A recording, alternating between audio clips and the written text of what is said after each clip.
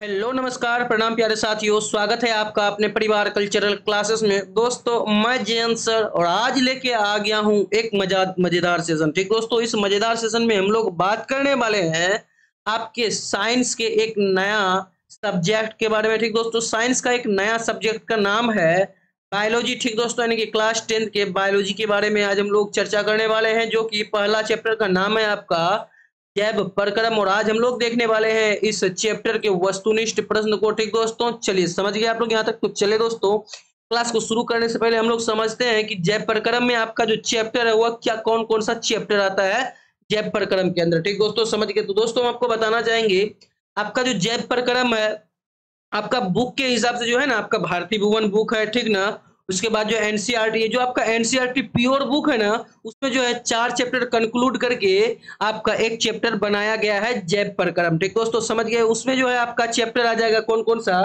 पहला तो आ जाएगा आपका जैव प्रक्रम, ठीक। दूसरा आ जाएगा श्वसन, तीसरा आ जाएगा परिवहन और चौथा आ जाएगा आपका उत्सर्जन। ठीक दोस्तों, समझ गए आप लोग। यह 4 चैप्टर मिलकर जैव प्रक्रम का निर्माण किया है। ठीक दोस्तों, समझ गए। तो आज जो है हम लोग पढ़ने वाले हैं बायोलॉजी के पहला चैप्टर, जिसका नाम है जैव प्रक्रम। और आज हम लोग देखने वाले हैं इस चैप्टर के वस्तुनिष्ठ प्रश्न को, ठीक ना। क्योंकि हम लोगों के पास आज जो है प्रश्न है मात्र 80 प्रश्न है। ठीक दोस्तों, समझ गए। तो इसलिए हम लोग जो है एक एक करके पढ़ते हुए चलेंगे और इस तरीके से पढ़ेंगे कि आपको याद हो जाए साथ ही साथ। ठीक दोस्तों, समझ गए आप लोग। तो चलिए शुरू करें बिना विलंब किए हुए। तो चलिए दोस्तों, बिना विलंब किए हुए क्लास को शुरू करने से पहले अगर आप लोग इस चैनल पर नए हैं तो क्या कर रहे हैं भैया, चैनल को सब्सक्राइब कर ही दीजिए, ठीक ना। और इस वीडियो को लाइक तो अवश्य से अवश्य कर दीजिएगा, ठीक ना। जो कि आपको अच्छा लगेगा तब लाइक कीजिएगा, ठीक। और लाइक कर भी दीजिएगा भैया, क्या दिक्कत है, ठीक ना। चलिए, तो अगर आप लोग शेयर नहीं किए हैं इस सेशन को तो फटाफट से शेयर कर दीजिए अपने दोस्तों के साथ। आप तो इससे लाभान्वित होते ही हैं। आप जो है अपने दोस्त को भी लाभान्वित कराइए। अपने अपने दोस्त को भी बोलिए कि नहीं, यहाँ से आपका जो है पढ़ाई अच्छे से शानदार तरीके से हो सकता है। ठीक, समझ गए। चलिए आगे बढ़ते हैं, देखते हैं एक एक प्रश्न को, जो कि आपके आने वाले बोर्ड की परीक्षा के लिए बहुत ही ज्यादा महत्वपूर्ण होने वाला है, ठीक ना। चलिए पहला प्रश्न है, प्रश्न कर रहा है भैया, जरा गौर फरमाइएगा आप लोग, ठीक ना।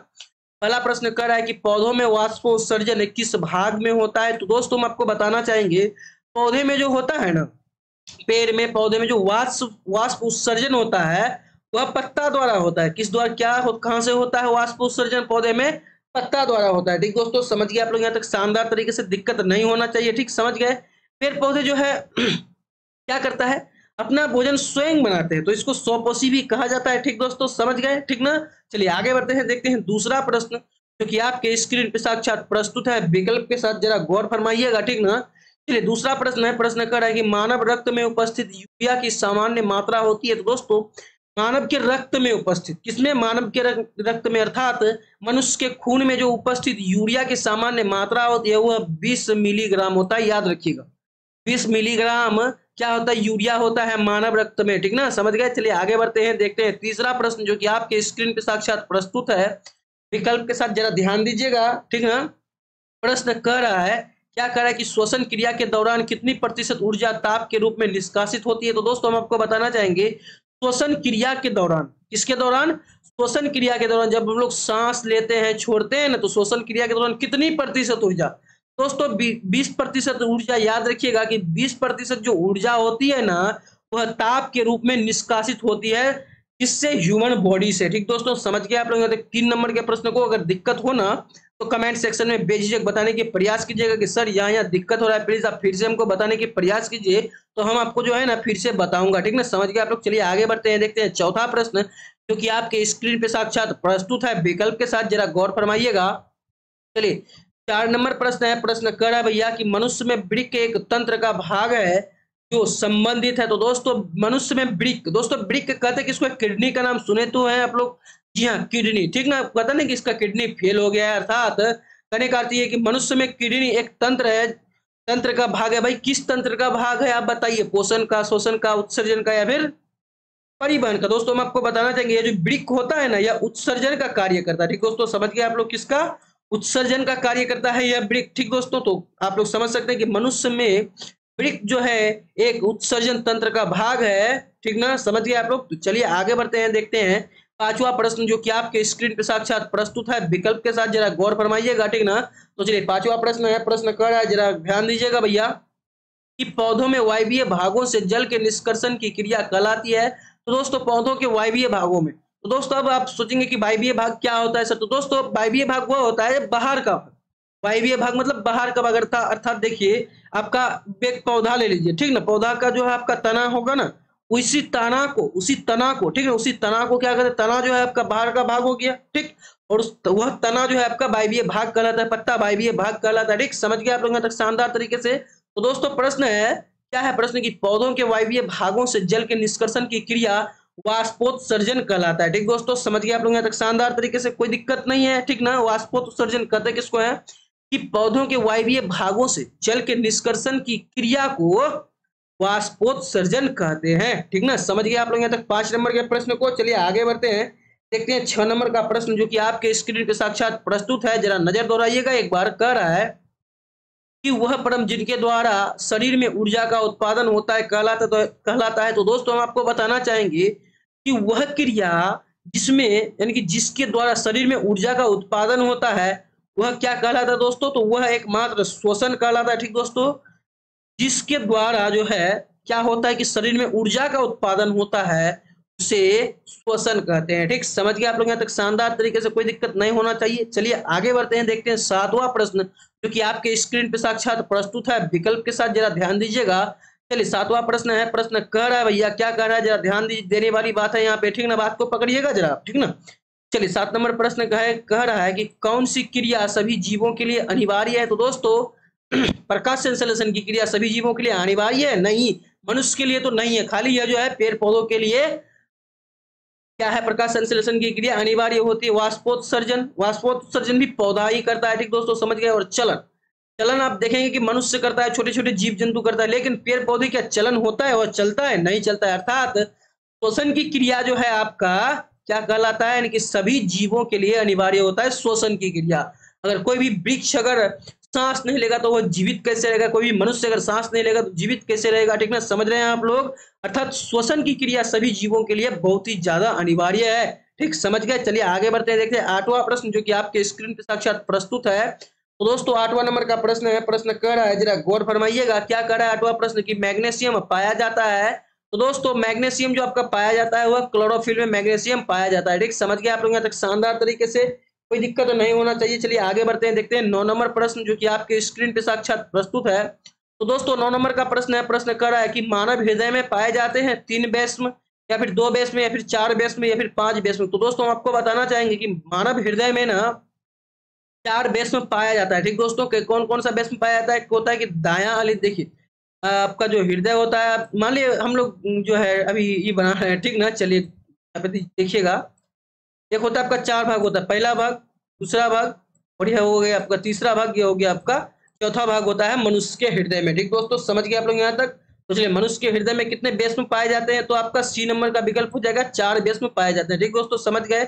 आप लोग समझने की प्रयास कीजिएगा जरा, ठीक। समझ गए? चलिए आगे बढ़ते हैं, देखते हैं 10 नंबर का प्रश्न जो कि आपके स्क्रीन पे साक्षात प्रस्तुत है। जरा गौर फरमाइएगा और देखिएगा कि प्रकाश संश्लेषण द्वारा किनकी प्राप्ति होती है? वसा की, प्रोटीन की, ग्लूकोज की या फिर प्रकाश की? दोस्तों हम आपको बताना चाहेंगे प्रकाश संश्लेषण की क्रिया द्वारा जो आपका प्राप्त होता है वह ग्लूकोज प्राप्त होता है, जो कि पेड़ पौधे स्वयं बनाते हैं। प्रकाश संश्लेषण की क्रिया किसमें होती है? तो पेड़ पौधे में होती है प्रकाश संश्लेषण की क्रिया। यह चीज याद रखिएगा, ठीक दोस्तों। समझ गए आप लोग यहाँ तक 10 नंबर के प्रश्न को? कोई दिक्कत नहीं है, ठीक ना? अगर कहीं भी दिक्कत हो ना आप लोगों को तो कमेंट में बेझिझक से एक एक प्रश्न का उत्तर आप जो है सॉरी, अगर आपको कहीं भी दिक्कत लगे ना तो आप करिएगा क्या कि आप कमेंट कीजिएगा और क्वेश्चन पूछने की प्रयास कीजिएगा, ठीक। समझ गए? चलिए आगे बढ़ते हैं, देखते हैं 11 नंबर प्रश्न जो कि आपके स्क्रीन पे साक्षात प्रस्तुत है विकल्प के साथ। कह रहा है कि कोशिका झिल्ली किस प्रकार की झिल्ली है? तो दोस्तों कोशिका झिल्ली जो है एक अर्धपारगम्य झिल्ली है, याद रखिएगा। कोशिका झिल्ली किस प्रकार की झिल्ली है? कोशिका झिल्ली एक अर्धपारगम्य झिल्ली है, याद रखिएगा यह चीज, ठीक ना? बहुत महत्वपूर्ण है, ठीक। चलिए आगे बढ़ते हैं, देखते हैं 12 नंबर का प्रश्न जो कि आपके स्क्रीन पे साक्षात प्रस्तुत है विकल्प के साथ। तो दोस्तों 12 नंबर का प्रश्न है, प्रश्न कर रहा है कि दही जमने में निम्नलिखित कौन सी क्रिया होती है? अपघटन यह तो नहीं होगा, प्रकाश संश्लेषण यह भी नहीं होगा, उत्सर्जन यह भी नहीं होगा, लेकिन किण्वन जो है यह एक ऐसी क्रिया है जो दही जमाने के लिए काम आता है, ठीक दोस्तों। समझ गए आप लोग यहाँ तक शानदार तरीके से?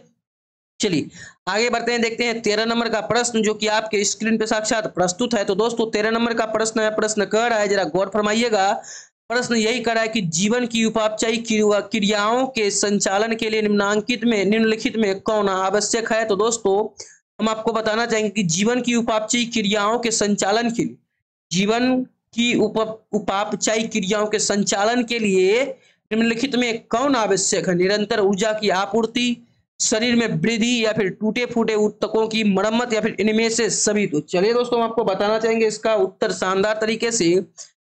अर्थात यहाँ पे ध्यान दीजिएगा, जीवन की उपापचयी क्रियाओं के संचालन के लिए जो आवश्यकता होती है वह निरंतर ऊर्जा की आपूर्ति की भी आवश्यकता होती है, शरीर में वृद्धि की भी आवश्यकता होती है, टूटे फूटे ऊतकों की मरम्मत की भी आवश्यकता होती है। यानी कि इनका जो आंसर हो जाएगा, सटीक आंसर हुआ डी नंबर का, इनमें से सभी हो जाएगा। ठीक दोस्तों, समझ गए आप लोग यहाँ तक 13 नंबर के प्रश्न को। चलिए प्रश्न को आगे बढ़ाते हैं, मिलते हैं 14 नंबर प्रश्न के साथ, जो कि आपके स्क्रीन पे साक्षात प्रस्तुत है। तो दोस्तों आपको दिखाई पड़ रहा होगा 14 नंबर का प्रश्न कर रहा है कि मानव में डायलिसिस थैली है। तो दोस्तों मानव में जो है डायलिसिस थैली पाया जाता है नेफ्रॉन में। ठीक दोस्तों, समझ गए आप लोग, मानव में डायलिसिस थैली कहाँ पाया जाता है? नेफ्रॉन में। दोस्तों नेफ्रॉन जो है आपका एक किडनी का ही एक भाग होता है, यानी कि किडनी को ही शायद कहा जाता है। ठीक ना, समझ गए आप लोग। चलिए आगे बढ़ते हैं, देखते हैं 15 नंबर का प्रश्न, जो कि आपके स्क्रीन पे साक्षात प्रस्तुत है। तो दोस्तों जरा ध्यान दीजिएगा, 15 नंबर का प्रश्न जरा पकड़िएगा, बहुत ही ज्यादा महत्वपूर्ण है। प्रश्न कह रहा है कि मत्स्य का मुख्य श्वसन अंग है। तो दोस्तों हम आपको बताएंगे कि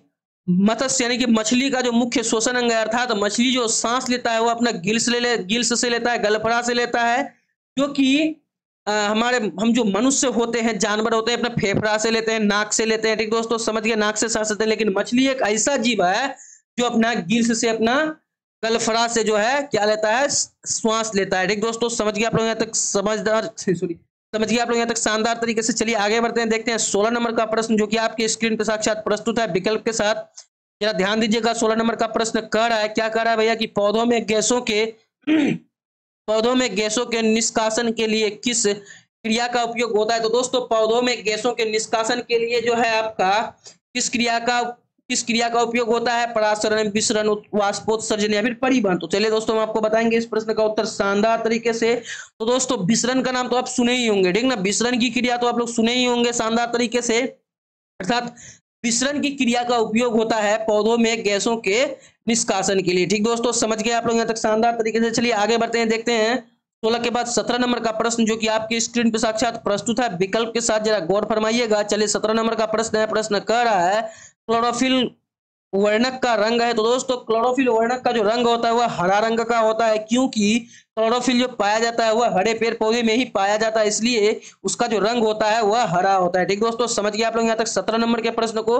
चलिए प्रश्न को आगे बढ़ाते हैं, देखते हैं 18 नंबर का प्रश्न, जो कि आपके स्क्रीन पर साक्षात प्रस्तुत है विकल्प के साथ। जरा गौर फरमाइएगा कि कवक में पोषण की कौन सी विधि है। तो दोस्तों कवक जो है एकमात्र मृत जीवी पोषण है वह। ठीक दोस्तों, समझ गए, कवक कैसा पोषण है? तो कवक एक मृत जीवी पोषण है, याद रखिएगा। अर्थात कहने का अर्थ यही है कि कवक जो है मृत जीवों के शरीर से अपना भोजन प्राप्त करते हैं, इसलिए कवक को जो है मृत जीवी पोषण कहा जाता है। ठीक दोस्तों, समझ गए आप लोग यहाँ तक 18 नंबर के प्रश्न को। चलिए आगे बढ़ते हैं, देखते हैं 19 नंबर का प्रश्न, जो कि आपके स्क्रीन पर साक्षात प्रस्तुत है। जरा गौर फरमाइएगा, ठीक ना। तो चलिए 19 नंबर का प्रश्न है, प्रश्न कह रहा है भैया, क्या कह रहा है 19 नंबर का प्रश्न कह रहा है कि रेजिन एवं गोंद कहाँ संचित रहता है। तो दोस्तों रेजिन एवं गोंद कहाँ संचित रहता है? तो दोस्तों आप लोग बोलेंगे कि छाल में, लेकिन ऐसा नहीं है।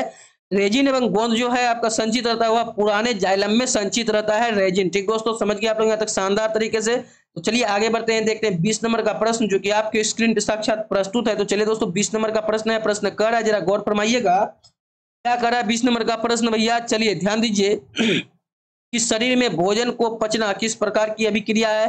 तो दोस्तों शरीर में भोजन का पचना जो है आपका उपचयन की प्रक्रिया है, उपचयन की अभिक्रिया है। ठीक दोस्तों, समझ गए आप लोग, उपचयन याद रखिएगा, उपचयन शरीर में भोजन को पचाने का कार्य करता है। ठीक, समझ गए आप लोग यहाँ तक शानदार तरीके से। चलिए आगे बढ़ते हैं, देखते हैं 20 के बाद 21 नंबर का प्रश्न, जो कि आपके स्क्रीन पे साक्षात प्रस्तुत है। जरा गौर फरमाइएगा। चलिए 21 नंबर का प्रश्न है, प्रश्न कर रहा है भैया, क्या कर रहा है प्रश्न, जरा ध्यान देने वाली बात है कि रक्त क्या है। तो दोस्तों हम आपको बताना चाहेंगे शानदार तरीके से कि यह जो आपका रक्त है यह एक उत्तक है। ठीक दोस्तों, रक्त क्या है? रक्त एक उत्तर है, उत्तक है, एक तरल उत्तक है रक्त। ठीक दोस्तों, समझ गए, रक्त मतलब आपका खून। ठीक ना, समझ गए, क्या है?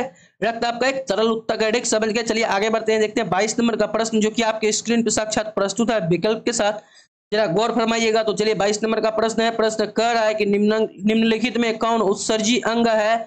वृक्क या फिर अग्नाशय या फिर आंख या फिर इनमें से कोई नहीं। तो दोस्तों हम आपको बताना चाहेंगे इसका जो आंसर हो जाएगा वह वृक्क यानी कि किडनी हो जाएगा। ठीक दोस्तों, हम लोग कुछ क्षण पहले ही इसकी चर्चा किए हैं कि आपका जो किडनी होता है वह उत्सर्जी अंग के अंतर्गत आता है। ठीक दोस्तों, समझ गए आप लोग शानदार तरीके से। चलिए आगे बढ़ते हैं, देखते हैं 22 के बाद 23 नंबर का प्रश्न जो कि आपके स्क्रीन पर साक्षात प्रस्तुत है। जरा गौर फरमाइएगा। 23 नंबर का क्वेश्चन कह रहा है कि रक्षी कोशिकाएं पाई जाती है पत्ते में या फिर जड़ में या फिर फूलों में या फिर फलों में। तो दोस्तों हम आपको बताना चाहेंगे जो रक्षी कोशिका अर्थात गार्ड सेल्स। ठीक दोस्तों, समझ गए आप लोग। सेल मतलब क्या होता है? कोशिका ही होता है। ठीक ना।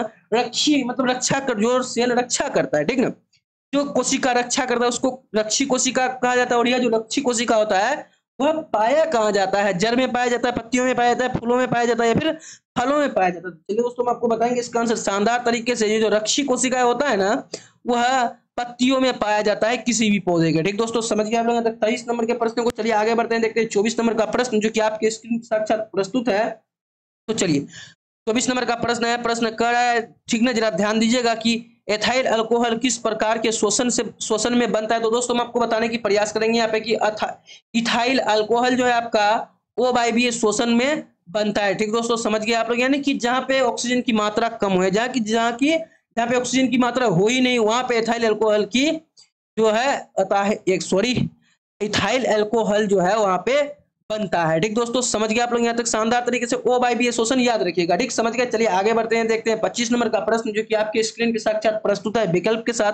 जरा गौर फरमाइएगा। ठीक ना। चलिए 25 नंबर का प्रश्न है। प्रश्न कह रहा है भैया, क्या कह रहा है, जरा ध्यान देने वाली बात है कि मनुष्य में सांस लेने और छोड़ने की क्रिया को क्या कहते हैं। तो दोस्तों मनुष्य में सांस लेने और छोड़ने की प्रक्रिया को जो कहते हैं, क्या कहते हैं, वह श्वासोच्छ्वास कहते हैं। क्या कहते हैं दोस्तों? श्वासोच्छ्वास कहते हैं। ठीक, समझ गए आप लोग यहाँ तक 25 नंबर के प्रश्न को। चलिए आगे बढ़ते हैं, देखते हैं 26 नंबर का प्रश्न जो कि आपके स्क्रीन पे साक्षात प्रस्तुत है। जरा गौर फरमाइएगा।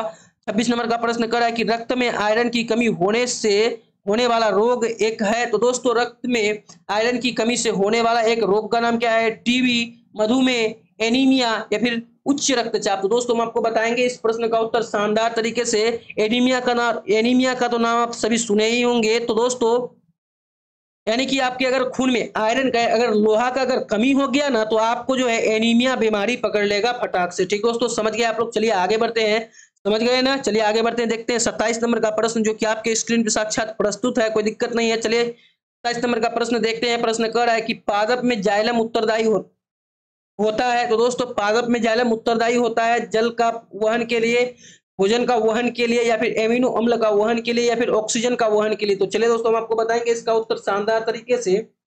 तो दोस्तों जल जो होता है ना आपका, ठीक ना, जल जो होता है आपका वह पादप में जाइलम उत्तरदायी है। ठीक दोस्तों, समझ गए आप लोग। अर्थात आप लोग यहाँ से ध्यान दीजिएगा कि जाइलम अर्थात जाइलम से जल होता है, जो से जाइलम होता है, जो से जल होता है, तो जाइलम से जल का ही वहन होता है। ठीक दोस्तों, समझ गए आप लोग यहाँ तक शानदार तरीके से। जाइलम किसमें पाया जाता है? पेड़ पौधे में ही पाया जाता है। ठीक, समझ गए। चलिए आगे बढ़ते हैं, देखते हैं 28 नंबर का प्रश्न जो कि आपके स्क्रीन पे साक्षात प्रस्तुत है। जरा गौर फरमाइएगा। चलिए 28 नंबर का प्रश्न है। प्रश्न कर रहा है कि कुटपाद किसमें पाया जाता है। तो दोस्तों कुटपाद जो है अमीबा में पाया जाता है, जिसके द्वारा वह अपना भोजन ग्रहण करता है। और आपका जो अमीबा है वो आपका एक कोशिकीय जीव है, क्योंकि यह एक कोशिका से बना होता है। ठीक दोस्तों, समझ गए आप लोग अमीबा क्या होता है। ठीक, समझ गए। चलिए आगे बढ़ते हैं, देखते हैं 29 नंबर का प्रश्न जो कि आपके स्क्रीन पे साक्षात प्रस्तुत है। तो दोस्तों 29 नंबर का प्रश्न है। प्रश्न कर रहा है कि प्रकृति में ऑक्सीजन का संतुलन कैसे बना रहता है। तो दोस्तों प्रकृति में ऑक्सीजन का संतुलन जो बना रहता है वह कैसे बना रहता है? प्रकाश संश्लेषण के द्वारा। आपका किसमें? प्रकृति में, अर्थात तो वायुमंडल में ऑक्सीजन का संतुलन बना रहता है। ठीक दोस्तों, समझ गया। अगर पेड़ पौधे प्रकाश संश्लेषण की क्रिया नहीं करेंगे, ठीक ना, तो हम लोग भी शायद जीवित नहीं होंगे। ठीक दोस्तों, समझ गए। हम लोग क्या पूरा पृथ्वी ही नष्ट हो जाएगा। इसलिए ज्यादा से ज्यादा पेड़ लगाइए आप लोग। ठीक ना, समझ गए आप लोग। इसलिए जो है जब तक प्रकाश संश्लेषण की क्रिया होगी तब तक इस धरती पे ऑक्सीजन की कमी महसूस नहीं होगी आपको। ठीक ना, समझ के। चलिए आगे बढ़ते देखते हैं 30 नंबर का प्रश्न जो कि आपके स्क्रीन पे साक्षात प्रस्तुत है। तो दोस्तों जरा ध्यान दीजिएगा। 30 नंबर का प्रश्न कर रहा है कि स्टोमाटा पौधों में किस अंग में पाया जाता है। तो दोस्तों स्टोमाटा का नाम सुने ही होंगे आप लोग। तो स्टोमाटा पौधों की पत्तियों में पाया जाता है। ठीक दोस्तों, समझ गए आप लोग शानदार तरीके से, कहीं भी दिक्कत नहीं है। चलिए आगे बढ़ते हैं, देखते हैं 31 नंबर का प्रश्न जो कि आपकी स्क्रीन पे साक्षात प्रस्तुत है। तो दोस्तों ध्यान दीजिएगा, 31 नंबर का प्रश्न है। प्रश्न कर रहा है भैया, क्या कर रहा है प्रश्न, जरा ध्यान देने वाली बात है। ठीक ना, चलिए 31 नंबर का प्रश्न कर रहा है कि मानव हृदय का औसत प्रकुचन दाब है लगभग, दोस्तों ध्यान दीजिएगा कि मानव हृदय का औसतन प्रकुचन दाब जो होता है वह 120 mm से Hg तक होता है। ठीक दोस्तों, समझ गए आप लोग यहाँ तक शानदार तरीके से। 120 mm Hg होता है मानव हृदय का औसतन प्रकुंचन दाब। ठीक दोस्तों, समझ गए। अर्थात मानव का हृदय जब सिकुड़ता है ना, तब उसका जो लगभग दाब रहता है उस पर जो प्रेशर पड़ता है कितना पड़ता है, 120 mm Hg पड़ता है। ठीक दोस्तों, समझ गए आप लोग यहाँ तक शानदार तरीके से, कोई दिक्कत नहीं होना चाहिए। चलिए आगे बढ़ते हैं, देखते हैं 32 नंबर का प्रश्न जो कि आपके स्क्रीन पे साक्षात प्रस्तुत है, जरा ध्यान दीजिएगा। चलिए 32 नंबर का प्रश्न कर रहा है कि इनमें कौन प्रकाश संश्लेषी अंग है। तो दोस्तों प्रकाश संश्लेषी अंग क्या होता है, आप लोग सभी जानते हैं कि प्रकाश संश्लेषी अंग पत्ता है, ठीक ना, क्योंकि पत्ता में ही हरित लवक पाया जाता है, क्लोरोफिल पाया जाता है। अगर क्लोरोफिल नहीं होगा तो पत्ता का रंग हरा नहीं होगा, अगर पत्ता का रंग हरा नहीं हुआ, अगर किसी भी पेड़ पौधे में पत्ता नहीं हुआ तो प्रकाश संश्लेषण की क्रिया होगा ही नहीं। ठीक दोस्तों, समझ गए आप लोग यहाँ तक 32 नंबर के प्रश्न को। चलिए बढ़ते हैं 33 नंबर की प्रश्न की ओर जो कि आपके स्क्रीन पे साक्षात प्रस्तुत है। चलिए कह रहा है भैया 33 नंबर का प्रश्न की वाष्पोत्सर्जन कैसी प्रक्रिया है। तो दोस्तों वाष्पोत्सर्जन जो है आपका, जो हमेशा के लिए बदल जाता है उसको भौतिक परिवर्तन कहते हैं, ठीक ना। तो दोस्तों हम आपको बताना चाहेंगे कि ये जो वाष्पोत्सर्जन है आपका वह भौतिक परिवर्तन है जो कि हमेशा के लिए बदल जाता है। ठीक, समझ गए आप लोग। चलिए आगे बढ़ते हैं, देखते हैं 33 के बाद 34 नंबर का प्रश्न जो कि आपके स्क्रीन पे साक्षात प्रस्तुत है, जरा ध्यान दीजिएगा।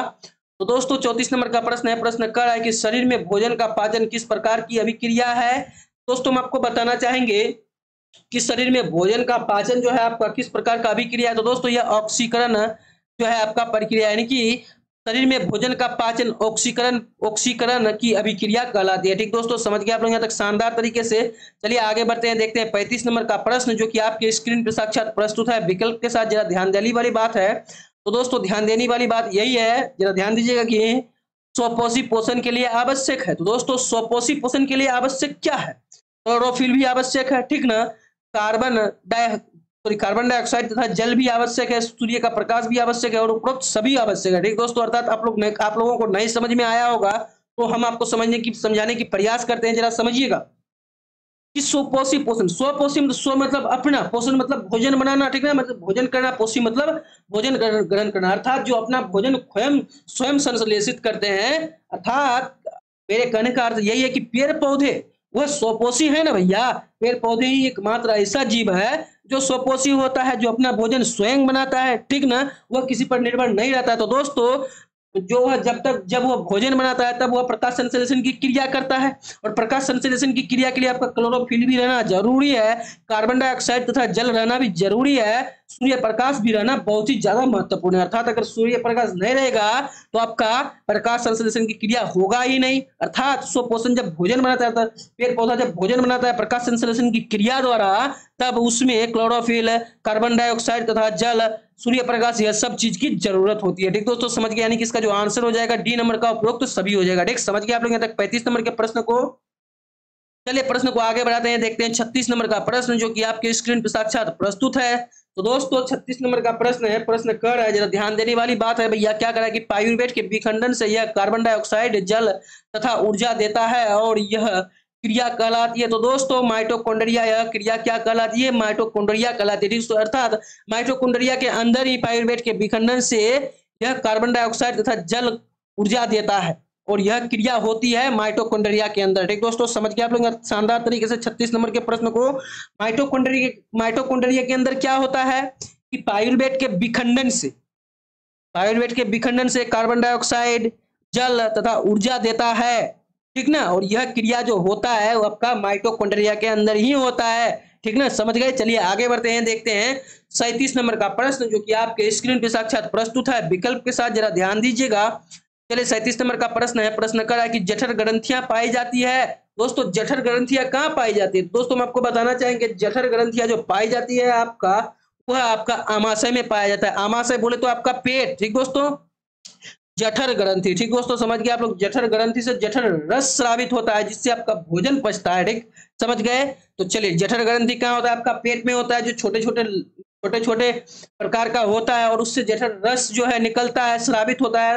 वह भोजन पचाने में अत्यंत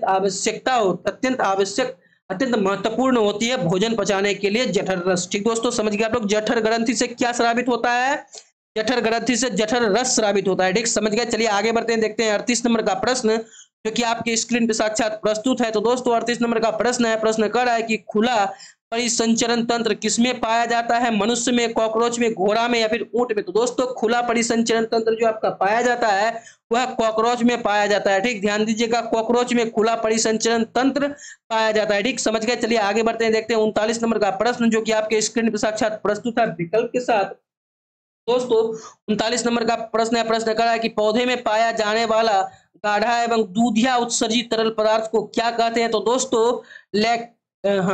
लेटेक्स का नाम सुने ही होंगे आप लोग। तो दोस्तों लेटेक्स कहा जाता है जो पौधों में पाया जाने वाला गाढ़ा एवं दूधिया उत्सर्जित तरल पदार्थ होता है। ठीक ना, अर्थात वह जो है वह जो है थोड़ा चिपचिपा टाइप से निकलता है, उसको लेटेक्स कहा जाता है। ठीक दोस्तों, समझिए आप लोग शानदार तरीके से। चलिए आगे बढ़ते हैं, देखते हैं 40 नंबर का प्रश्न जो कि आपके स्क्रीन पे साक्षात प्रस्तुत है। तो दोस्तों 40 नंबर का प्रश्न है, प्रश्न कर रहा है, जरा ध्यान दीजिएगा। प्रश्न है कि यूरिया रक्त में कहां से प्रवेश करती है। तो दोस्तों यूरिया जो है आपका वह रक्त में कहां से प्रवेश करती है। तो दोस्तों यकृत से प्रवेश करती है, अर्थात यकृत, लीवर से। ठीक ना, समझ गए, लीवर से यूरिया रक्त में प्रवेश करती है, याद रखिएगा। ठीक, समझ गए आप लोग। चलिए आगे बढ़ते हैं, देखते हैं 41 नंबर का प्रश्न जो कि आपकी स्क्रीन पे साक्षात प्रस्तुत है। तो दोस्तों 41 नंबर का प्रश्न है, प्रश्न कर रहा है कि प्रकाश संश्लेषण होती है। तो दोस्तों प्रकाश संश्लेषण क्या रात में होती है, दिन में होती है, या फिर रात दिन में होती है, या फिर सुबह शाम में होती है। दोस्तों हम आपको बताना चाहेंगे प्रकाश संश्लेषण की क्रिया जो होती है वह मात्र दिन में होती है, जो कि सूर्य प्रकाश की उपस्थिति में ही क्या होता है, प्रकाश संश्लेषण की क्रिया होती है। ठीक दोस्तों, समझ गए। मान लेते हैं आपके पास क्लोरोफिल है, ठीक ना, उसके बाद जो है कार्बन डाइऑक्साइड गैस है, H2 है, जल है। ठीक दोस्तों, लेकिन आपका जब तक सूर्य प्रकाश नहीं रहेगा तब तक आपका प्रकाश संश्लेषण की क्रिया संभव नहीं हो सकता है। अर्थात प्रकाश संश्लेषण की क्रिया दिन में ही होती है, क्योंकि दिन में आपका सूर्य का प्रकाश रहता है। ठीक ना, समझ के आप लोग शानदार तरीके से। चलिए बढ़ते हैं 42 नंबर प्रश्न की ओर जो कि आपके स्क्रीन पे साक्षात प्रस्तुत है। तो दोस्तों ध्यान दीजिएगा। चलिए 42 नंबर का प्रश्न है, प्रश्न कर रहा है कि पादप में फ्लोएम संवाहक होता है। तो दोस्तों पादप में भोजन फ्लोएम संवाहक होता है। ठीक, समझ गए आप लोग शानदार तरीके से। चलिए आगे बढ़ते हैं, देखते हैं 43 नंबर का प्रश्न जो कि आपके स्क्रीन पर साक्षात प्रस्तुत है। तो दोस्तों 43 नंबर का प्रश्न है, प्रश्न कर रहा है कि प्रकाश संश्लेषण क्रिया में ऑक्सीजन बाहर निकलता है। तो दोस्तों प्रकाश संश्लेषण की क्रिया में ऑक्सीजन बाहर निकलता है कहां से, जल से, कार्बन डाइऑक्साइड से, ग्लूकोज से, या फिर डिक्टियोजोम से। तो दोस्तों हम आपको बताना चाहेंगे प्रकाश संश्लेषण की क्रिया में ऑक्सीजन जो बाहर निकलता है वह आपका जल से बाहर निकलता है। ठीक दोस्तों, समझ गए आप लोग। प्रकाश संश्लेषण की क्रिया से ऑक्सीजन जल से बाहर निकलता है, समझ गए। चलिए आगे बढ़ते हैं, देखते हैं 44 नंबर का प्रश्न जो कि आपके स्क्रीन पर साक्षात प्रस्तुत है विकल्प के साथ, जरा ध्यान दीजिएगा। 44 नंबर का प्रश्न कर रहा है कि रक्त में हल्के पीले रंग के चिपचिपे द्रव्यों को क्या कहते हैं, प्लाज्मा या फिर सीरम या फिर लिम्फ या फिर लसिका। तो दोस्तों हम आपको बताना चाहेंगे इस प्रश्न का उत्तर, उसको प्लाज्मा क्या कहते हैं। क्या कहते हैं दोस्तों, प्लाज्मा कहते हैं। अर्थात रक्त में हल्के पीले रंग के चिपचिपे जो द्रव्य होते हैं ना, उसको प्लाज्मा कहा जाता है। ठीक, समझ गए आप लोग। कहाँ पे, रक्त में। ठीक ना, रक्त मतलब खून में। ठीक ना, समझ गए। चलिए आगे बढ़ते हैं, देखते हैं 45 नंबर का प्रश्न जो कि आपके स्क्रीन पर साक्षात प्रस्तुत है विकल्प के साथ, जरा गौर फरमाइएगा। चलिए 45 नंबर का प्रश्न कर रहा है कि प्रकाश संश्लेषी अंगक है। तो दोस्तों प्रकाश संश्लेषी अंगक जो आपका एकमात्र पत्ती ही है। ठीक दोस्तों, समझ गए आप लोग यहाँ तक 45 नंबर के प्रश्न को। चलिए आगे बढ़ते हैं, देखते हैं आगे। तो दोस्तों प्रकाश संश्लेषी अंगक आपको हम क्या बताए कि पत्ती। ठीक दोस्तों, लेकिन प्रकाश संश्लेषी अंगक कर रहा है, अंग नहीं कर रहा है। अंगक जो होता है वह हरित द्रवक होता है। ठीक दोस्तों, समझ गए आप लोग शानदार तरीके से। चलिए आगे बढ़ते हैं, देखते हैं 46 नंबर का प्रश्न जो कि आपके स्क्रीन पर साक्षात प्रस्तुत है विकल्प के साथ, जरा गौर फरमाइएगा दोस्तों। 46 नंबर का प्रश्न कर रहा है कि वृक्क के संरचनात्मक एवं क्रियात्मक इकाई को नेफ्रॉन कहा जाता है। ठीक दोस्तों, समझ गए आप लोग यहाँ तक शानदार तरीके से। वृक्क के संरचनात्मक क्रियात्मक इकाई को नेफ्रॉन कहा जाता है। ठीक, और शरीर के संरचनात्मक क्रियात्मक इकाई को कोशिका कहा जाता है। ठीक दोस्तों, समझ गए आप लोग। चलिए आगे बढ़ते हैं, देखते हैं 47 नंबर का प्रश्न जो कि आपके स्क्रीन पर साक्षात प्रस्तुत है विकल्प के साथ, जरा ध्यान दीजिएगा। तो चलिए 47 नंबर का प्रश्न है, प्रश्न कर रहा है कि मनुष्य के शरीर की सबसे बड़ी ग्रंथि क्या होती है। तो दोस्तों मनुष्य के शरीर में सबसे बड़ी ग्रंथि लीवर होता है। ठीक दोस्तों, समझ गए आप लोग यहाँ तक शानदार तरीके से। चलिए आगे बढ़ते हैं, देखते हैं 48 नंबर का प्रश्न जो कि आपके स्क्रीन पे साक्षात प्रस्तुत है विकल्प के साथ। तो दोस्तों 48 नंबर का प्रश्न कह रहा है कि स्वपोषी पोषण के लिए आवश्यक नहीं है। तो दोस्तों स्वपोषी पोषण के लिए आवश्यक नहीं है आपका क्या, स्वपोषी पोषण के लिए आपका आवश्यक नहीं है ऑक्सीजन। ठीक दोस्तों, समझ गए आप लोग। अर्थात कहने का अर्थ यही है कि सुपोषी पोषण के लिए आवश्यक नहीं है, अर्थात ऑक्सीजन आवश्यक नहीं है, ऑक्सीजन आवश्यक नहीं है, क्लोरोफिल आवश्यक है, सूर्य प्रकाश आवश्यक है, जल आवश्यक है। जी हाँ, ऑक्सीजन का जो है आपका आवश्यकता नहीं होती है सुपोषी पोषण के लिए। ठीक दोस्तों, समझ गए आप लोग। चलिए आगे बढ़ते हैं, देखते हैं अगला प्रश्न जो कि आपके स्क्रीन पे साक्षात प्रस्तुत है। ठीक ना, चलिए 49 नंबर का प्रश्न है। प्रश्न कह रहा है कि इनमें किसके द्वारा अमीबा में भोजन अंतर्ग्रहण होता है। तो दोस्तों कुटपाट के द्वारा अमीबा में भोजन अंतर्ग्रहण होता है। ठीक दोस्तों, अर्थात कहने का अर्थ यही हुआ कि अमीबा जो होता है आपका वह कुटपाट के जरिए अपना भोजन ग्रहण करता है। ठीक दोस्तों, समझ गए आप लोग यहाँ तक शानदार तरीके से।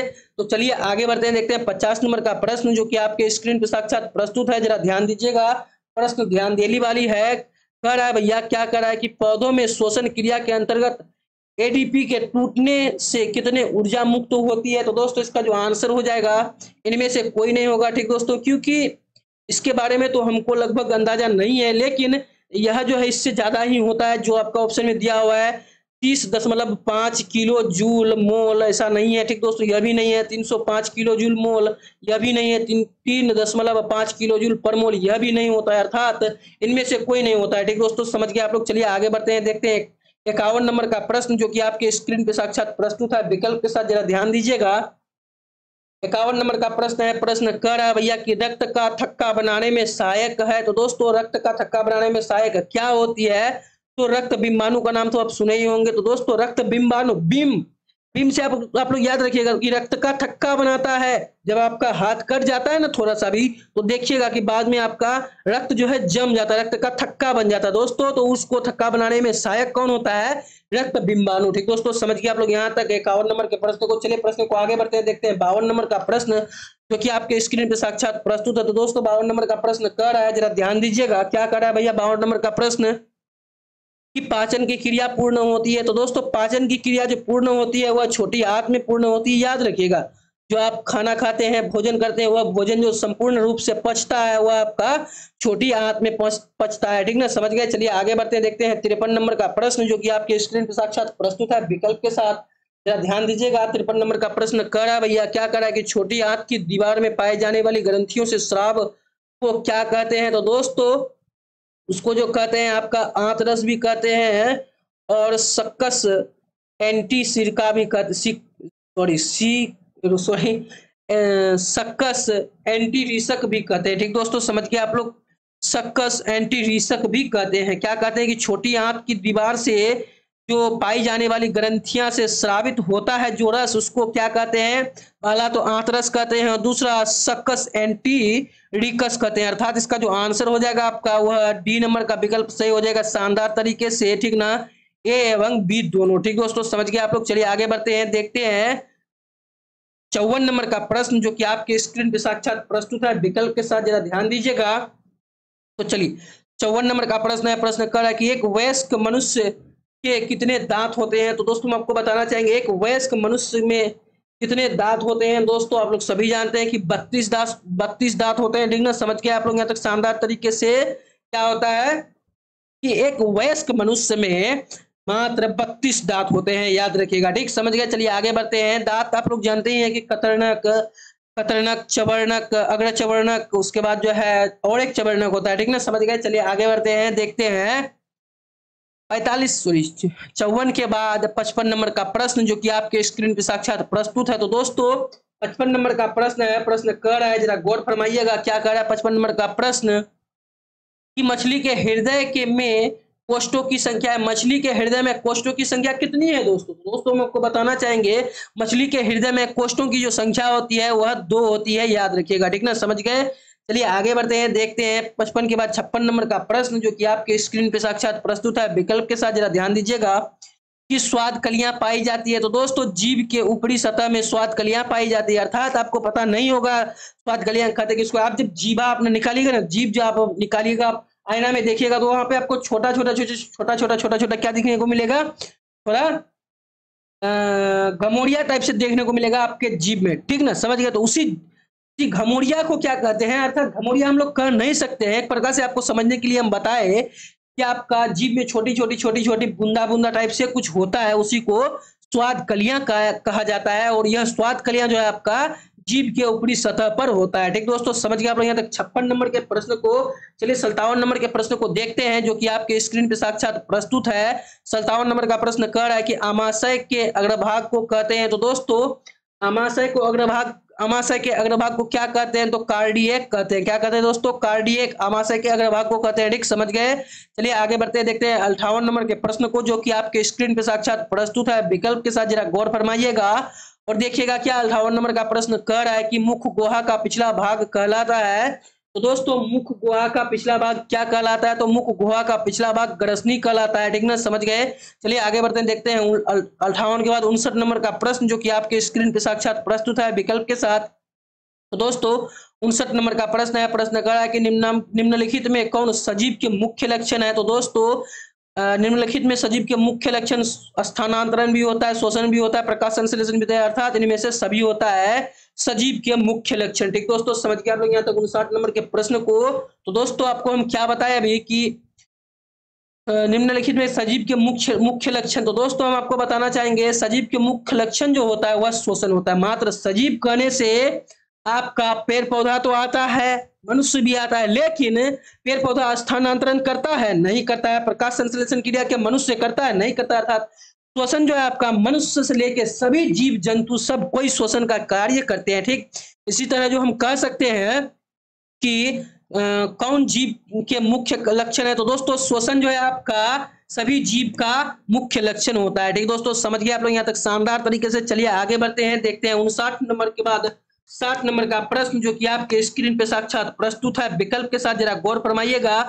60 नंबर का प्रश्न है। प्रश्न कर रहा है भैया, क्या कर रहा है? जरा ध्यान दीजिएगा कि छोटी आंत एवं बड़ी आंत के जोड़ पर पाई जाने वाले एक छोटी नलीनुमा रचना को क्या कहते हैं? तो दोस्तों सीकम तो नाम आप सुने ही होंगे, तो उसको सीकम कहा जाता है। ठीक दोस्तों, समझ गए आप लोग।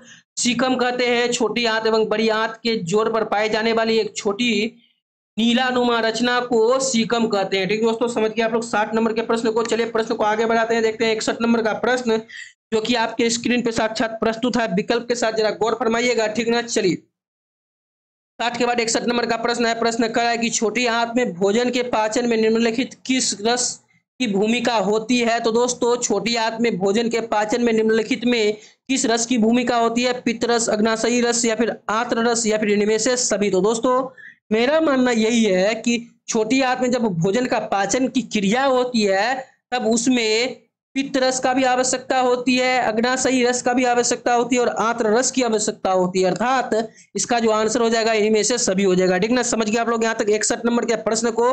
तो चलिए प्रश्न को आगे बढ़ाते हैं, देखते हैं 62 नंबर का प्रश्न, जो कि आपके स्क्रीन पे साक्षात प्रस्तुत है। तो दोस्तों 62 नंबर का प्रश्न है। प्रश्न कह रहा है कि आमाशय में अधपचे भोजन के लिए सॉरी आप लोग जरा फिर से 62 नंबर के प्रश्न पे जरा ध्यान दीजिएगा। कह रहा है प्रश्न कि आमाशय में अधपचे भोजन के लेई की किस तरह से स्वरूप को क्या कहते हैं? तो दोस्तों जरा फिर से प्रश्न पे ध्यान दीजिएगा। प्रश्न कर रहा है कि आमाशय में अधपचे भोजन के लेई की तरह के स्वरूप को क्या कहते हैं? काइम कहते हैं, चाइल कहते हैं, या फिर काइलोमाइक्रॉन कहते हैं, या फिर इनमें से कोई नहीं कहते? दोस्तों हम आपको बताना चाहेंगे इसका जो आंसर हो जाएगा वह काइम हो जाएगा। ठीक दोस्तों, समझ गए क्या हो जाएगा इसका आंसर?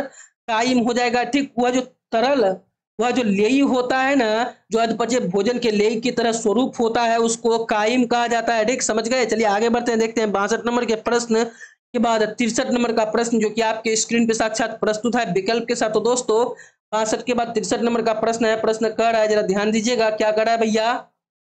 चलिए क्या कर रहा है, चलिए हाँ 63 नंबर का प्रश्न है। प्रश्न कर रहा है, ध्यान दीजिएगा कि निम्नलिखित में कौन एमिनो अम्ल के विखंडन से बनता है? तो दोस्तों निम्नलिखित में कौन एमिनो अम्ल के विखंडन से बनता है? तो दोस्तों अमोनिया का नाम आप लोग सुने ही होंगे। ठीक ना, तो चलिए अमोनिया जो होता है आपका वह क्या होता है दोस्तों? वह जो है एमिनो अम्ल के विखंडन से बनता है अमोनिया। ठीक ना, समझ गए। चलिए आगे बढ़ते हैं, देखते हैं 64 नंबर का प्रश्न, जो कि आपके स्क्रीन पे साक्षात प्रस्तुत है। चलिए 64 नंबर का प्रश्न है। प्रश्न कर रहा है कि स्वपोषी पोषण के लिए आवश्यक है। दोस्तों स्वपोषी पोषण के लिए आवश्यक है इनमें से सभी। ठीक, अर्थात क्लोरोफिल की भी आवश्यकता होती है, सूर्य प्रकाश की भी आवश्यकता होती है, जल एवं कार्बन डाइऑक्साइड की भी आवश्यकता होती है स्वपोषण के लिए। ठीक दोस्तों, समझ गए आप लोग स्वपोषी पोषण के लिए। ठीक, समझ गए आप लोग शानदार तरीके से 64 नंबर के प्रश्न को। चलिए प्रश्न को आगे बढ़ाते हैं, देखते हैं 65 नंबर का प्रश्न जो कि आपके स्क्रीन पे साक्षात प्रस्तुत है। तो दोस्तों 65 नंबर का प्रश्न कह रहा है कि चाइल्ड का अवशोषण होता है। दोस्तों चाइल्ड का अवशोषण कहाँ होता है? तो दोस्तों हम आपको बताना चाहेंगे चाइल्ड का जो अवशोषण होता है वह इलियम में होता है, ठीक है ना, समझ गए। इलियम में चाइल्ड का अवशोषण होता है, ठीक, समझ गए। चलिए आगे बढ़ते हैं, देखते हैं 66 नंबर प्रश्न जो कि आपके स्क्रीन पे साक्षात प्रस्तुत है। तो दोस्तों 66 नंबर का प्रश्न है, प्रश्न कह रहा है, क्या कह रहा है भैया 66 नंबर का प्रश्न? चलिए प्रश्न यही कि मनुष्य के आहार नाल की कौन सी रचना अवशेषी अंग है? तो दोस्तों अपेंडिक्स का आप नाम सुने ही होंगे। तो दोस्तों अपेंडिक्स एक ऐसा अंग है जो मनुष्य के आहार नाल की अवशेषी अंग है, ठीक दोस्तों, समझ गए आप लोग यहाँ तक 66 नंबर के प्रश्न को। चलिए 66 के बाद 67 नंबर का प्रश्न देखते हैं जो कि आपके स्क्रीन पे साक्षात प्रस्तुत है विकल्प के साथ। तो दोस्तों 67 नंबर का प्रश्न कह रहा है कि दांत अस्थि क्षय का कारण है। तो दोस्तों दांत अस्थि क्षय का कारण इनमें से सभी हो जाएगा, अर्थात जब आप मीठा चीज खाते हैं तब आपका अस्थि क्षय का कारण होता है, और बैक्टीरिया द्वारा अम्ल निर्माण करना भी यह आपका दांत का अस्थि क्षय का कारण होता है। और दांत की सफाई नहीं करना यह तो सबसे बड़ी गंदी बात है, जो आपका दांत जो है जल्दी सड़ सकता है इससे, ठीक दोस्तों, समझ गए। अर्थात आपका अस्थि का क्षय हो सकता है, दांत की अस्थि का क्षय हो सकता है, ठीक ना, अगर आप यह सब चीज करते हैं तब, ठीक दोस्तों। अर्थात दांत अस्थि क्षय का कारण इनमें से सभी होता है, ठीक, समझ गए आप लोग। चलिए आगे बढ़ते हैं, देखते हैं 68 नंबर का प्रश्न जो कि आपके स्क्रीन पे साक्षात प्रस्तुत है। तो दोस्तों 68 नंबर का प्रश्न है, प्रश्न कह रहा है 68 नंबर का, क्या कह रहा है जरा ध्यान दीजिएगा कि डेंटाइन के ऊपर दांतों की सुरक्षा हेतु पाए जाने वाले कठोर परत को क्या कहते हैं? तो दोस्तों इनामेल का नाम आप सुने ही होंगे, तो इनामेल का परत होता है, ठीक दोस्तों, समझ गए आप लोग यहाँ तक 68 नंबर के प्रश्न को। चलिए बढ़ते हैं आगे, देखते हैं 69 नंबर का प्रश्न जो कि आपके स्क्रीन पे साक्षात प्रस्तुत है विकल्प के साथ। तो दोस्तों 69 नंबर का प्रश्न कह रहा है कि पैरामेशियम में भोजन का अंतर्ग्रहण होता है। तो दोस्तों पैरामेशियम में भोजन का जो अंतर्ग्रहण होता है वह कोशिका मुख द्वारा होता है, ठीक दोस्तों, समझिए। और आपका पैरामेशियम जो चलता है वह सीलियां द्वारा चलता है, ठीक दोस्तों, समझ गए। उसके छोटे में छोटे छोटे भुओं टाइप से रहता है, उसी से वह चलना का कार्य करता है, ठीक दोस्तों, समझ गया। और जो आपका अमीबा होता है वह फुटपाथ से अपना भोजन ग्रहण करता है, ठीक ना। और अमीबा जो होता है, अमीबा का आकार अनिश्चित होता है, उसका आकार कुछ भी बना सकता है वो अपना, लेकिन पैरामेशियम का जो आकार होता है वह निश्चित आकार होता है, ठीक दोस्तों, समझ गए। चलिए आगे बढ़ते हैं, देखते हैं 70 नंबर का प्रश्न जो कि आपके स्क्रीन पे साक्षात प्रस्तुत है। तो दोस्तों 70 नंबर का प्रश्न कर रहा है कि प्रकाश संश्लेषी इकाई है। दोस्तों प्रकाश संश्लेषी इकाई क्लोरोफिल होता है, ठीक ना, समझ गए आप लोग यहाँ तक शानदार तरीके से। चलिए आगे बढ़ते हैं, देखते हैं 70 के बाद 71 नंबर का प्रश्न जो कि आपके स्क्रीन पे साक्षात प्रस्तुत है विकल्प के साथ। तो दोस्तों 71 नंबर का प्रश्न है, प्रश्न कर रहा है कि प्रकाश संश्लेषण प्रक्रिया का मुख्य उत्पोद है। दोस्तों हम आपको बताना चाहेंगे उपोत्पाद जो होता है, प्रकाश संश्लेषण प्रक्रिया का मुख्य उपोत्पाद क्या होता है दोस्तों? इसका जो उपोत्पाद होता है वह ऑक्सीजन होता है, ठीक दोस्तों। ऑक्सीजन उससे बाहर निकलता है जब उसका भोजन बनकर तैयार हो जाता है, ठीक ना, समझ गए। अर्थात प्रकाश संश्लेषण की प्रक्रिया के लिए ऑक्सीजन की जरूरी नहीं है, बल्कि वो ऑक्सीजन उपोत्पाद करता है, ठीक ना, समझ गए आप लोग शानदार तरीके से। चलिए आगे बढ़ते हैं, देखते हैं 72 नंबर का प्रश्न जो कि आपके स्क्रीन पे साक्षात प्रस्तुत है। तो दोस्तों 72 नंबर का प्रश्न है, प्रश्न कह रहा है भैया, क्या कह रहा है जरा ध्यान दीजिएगा कि पैरामेशियम में पाई जाने वाली पोषण की विधि को क्या कहते हैं? तो दोस्तों पैरामेशियम में पाई जाने वाली पोषण की विधि को क्या कहते हैं हम लोग? तो उसके विधि को कहते हैं प्राणी संपोषण, ठीक ना, समझ गए आप लोग। चलिए आगे बढ़ते हैं, देखते हैं 73 नंबर का प्रश्न जो कि आपके स्क्रीन पे साक्षात प्रस्तुत है। तो दोस्तों 73 नंबर का प्रश्न कह रहा है कि निम्नलिखित में किसे प्रकाश संश्लेषी अंगक कहते हैं? तो दोस्तों निम्नलिखित में किसे प्रकाश संश्लेषी अंगक कहते हैं? अंगक और अंग में बहुत फर्क होता है, ठीक ना, समझ गया आप लोग। तो दोस्तों निम्नलिखित में किसे प्रकाश संश्लेषी अंगक कहते हैं? तो दोस्तों आप लोग हरित लवक का नाम तो सुने ही होंगे, हरित लवक को क्या कहते हैं? प्रकाश संश्लेषी अंगक कहते हैं, ठीक ना, समझ गए। चलिए आगे बढ़ते देखते हैं 74 नंबर का प्रश्न जो कि आपके स्क्रीन पे साक्षात प्रस्तुत है विकल्प के साथ, जरा ध्यान दीजिएगा और गौर भी फरमाइएगा। 74 नंबर का प्रश्न कह रहा है कि निम्नांकित में जठर ग्रंथि की कौन सी कोशिका हाइड्रोक्लोरिक अम्ल का स्राव करती है? तो दोस्तों आपको पता है कि जठर ग्रंथि की कौन सी कोशिका हाइड्रोक्लोरिक यानी कि HCl जो होता है हाइड्रोक्लोरिक अम्ल उसका स्राव करता है? वित्तीय कोशिका या फिर जाइमोजिन कोशिका या फिर म्यूकस कोशिका या फिर इनमें से कोई नहीं। तो दोस्तों इसका जो आंसर हो जाएगा आपका वह भित्तीय कोशिका हो जाएगा, ठीक दोस्तों। अर्थात भित्तीय कोशिका जो है जठर ग्रंथि की क्या करता है? भित्तीय कोशिका जठर ग्रंथि की भित्तीय कोशिका हाइड्रोक्लोरिक अम्ल का स्राव करता है। ठीक, समझ गए। चलिए आगे बढ़ते हैं, देखते हैं 75 नंबर का प्रश्न जो कि आपके स्क्रीन पे साक्षात प्रस्तुत है विकल्प के साथ। तो दोस्तों 75 नंबर का प्रश्न कह रहा है, जरा ध्यान दीजिएगा, क्या कह रहा है कि मनुष्य के मुख गुहा में कितने जोड़े लार ग्रंथियां पाई जाती है। तो दोस्तों 3 जोड़े लार ग्रंथियां पाई जाती है मनुष्य के मुंह गुहा में, और 6 जोड़े लार ग्रंथि सॉरी 6 जो है लार ग्रंथियां पाया जाता है, और 3 जोड़ा का अर्थ 6 हो गया। ठीक ना, एक जोड़ा में कितना होता है, 2 लार ग्रंथियां होता है। ठीक, समझ गए। इसी तरह 3 जोड़े अर्थात 6 लार ग्रंथियां पाया जाता है मनुष्य के मुंह गुहा में। ठीक ना, समझ गए। चलिए आगे बढ़ते हैं, देखते हैं 76 नंबर का प्रश्न जो कि आपके स्क्रीन पे साक्षात प्रस्तुत है विकल्प के साथ। जरा ध्यान दीजिएगा, 76 नंबर का प्रश्न कह क्या रहा है भैया। ठीक ना, इनमें कौन सी रचना अमीबा द्वारा भोजन का अंतर्ग्रहण होता है। तो दोस्तों कुटपाद का नाम तो आप लोग सभी सुने होंगे। कुटपाद के द्वारा भोजन अपना अमीबा जो है अपना भोजन अंतर्ग्रहण करता है। ठीक ना, समझ गए। चलिए आगे बढ़ते हैं, देखते हैं 77 नंबर का प्रश्न जो कि आपके स्क्रीन पे साक्षात प्रस्तुत है। तो दोस्तों 77 नंबर का प्रश्न कर रहा है कि पेप्टाइड्स को निम्नलिखित में किस रूप में जोड़ता है। तो दोस्तों एमिनो अम्ल में जोड़ता है। पेप्टोन और पेप्टाइड्स को जो है एमिनो अम्ल के रूप में जोड़ता है। कौन? पेप्टोन और पेप्टाइड्स। ठीक, समझ गए। चलिए आगे बढ़ते हैं, देखते हैं 78 नंबर का प्रश्न जो कि आपके स्क्रीन पे साक्षात प्रस्तुत है विकल्प के साथ। ठीक ना, चलिए 78 नंबर का प्रश्न है, प्रश्न कर रहा है कि कोशिका के किस भाग में सजीवों के सारे गुण विद्यमान रहते हैं। तो दोस्तों कोशिका के किस भाग में, तो दोस्तों हम आपको बताना चाहेंगे कोशिका के जो है आपका जीव द्रव में, कोशिका के जीव द्रव में, वह तो जीव द्रव उसका नाम ही है, अर्थात कोशिका के जीव द्रव में क्या होता है कि सजीवों के सारे गुण विद्यमान रहते हैं। ठीक है, समझ गए। चलिए आगे बढ़ते हैं, देखते हैं 79 नंबर का प्रश्न जो कि आपके आज के सेशन का सेकेंड लास्ट प्रश्न है। ठीक दोस्तों, तो चलिए प्रश्न है 59 नंबर का प्रश्न कर रहा है कि निम्नांकित में किस छिद्र द्वारा ग्रासनली से जुड़ी हुई होती है। निम्नलिखित में किस छिद्र द्वारा, ठीक ना, ग्रसनली से जुड़ी होती है। ठीक ना, समझ गए। तो दोस्तों इसका जो आंसर हो जाएगा आपका वह निगल द्वार हो जाएगा। ठीक दोस्तों, समझ गए। निगल द्वार अर्थात जहां से हम लोग निगलते हैं खाना को, भोजन को। ठीक ना, निगल द्वार से जुड़ा हुआ रहता है ग्रसनी और ग्रासनली। ठीक दोस्तों, समझ गए आप लोग। चलिए आगे बढ़ते हैं, देखते हैं आज के इस सेशन का अंतिम प्रश्न। ठीक ना, चलिए अंतिम प्रश्न है, प्रश्न कह रहा है कि अमीबा का मुख्य भोजन है। तो दोस्तों अमीबा का मुख्य भोजन शैवाल के टुकड़े होते हैं, डायटम एवं एक कोशिकीय जीव होता है, बैक्टीरिया भी होता है। ठीक दोस्तों, समझ गए। अर्थात अमीबा का जो मुख्य भोजन होता है इनमें से सभी होता है। ठीक दोस्तों, समझ गए आप लोग यहाँ तक शानदार तरीके से। फाइनली आज हम लोगों का बायोलॉजी का पहला चैप्टर यानी कि जैव प्रक्रम शानदार तरीके से समाप्त हो चुका है।